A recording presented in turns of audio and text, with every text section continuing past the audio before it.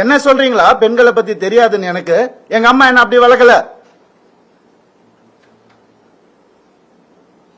பேராண்மை படத்துல நான் சொன்ன டயலாக் எல்லாருக்கும் இன்னைக்கு வரைக்கும் சொல்லிட்டு இருக்காங்க.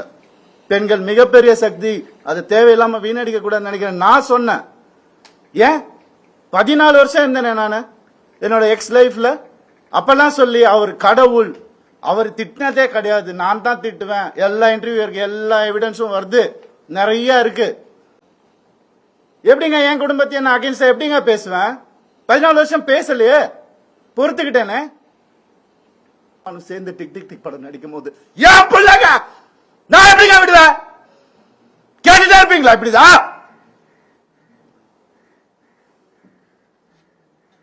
50 லட்சம் ரூபா தெரியுமா?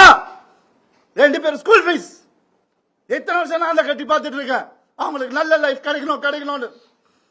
குழந்தைங்க பத்தி, என் பாசத்தை பத்தி பேசாதீங்க. உங்க யாருக்கும் எதுவுமே தெரியாது. என் பசங்க பார்க்கணும் இந்த வீடியோவை. தெரிச்சு தானே ஓடி வந்தேன் நான். அந்த லைஃப் பிடிக்கலன்னு யாருக்காக? எல்லாம் அவங்களுக்காக தான் நான் பண்ண. இருக்கும் போது பாத்துக்க முடியல, நான் இல்லாதப்ப மூடிட்டு இருக்கணும்.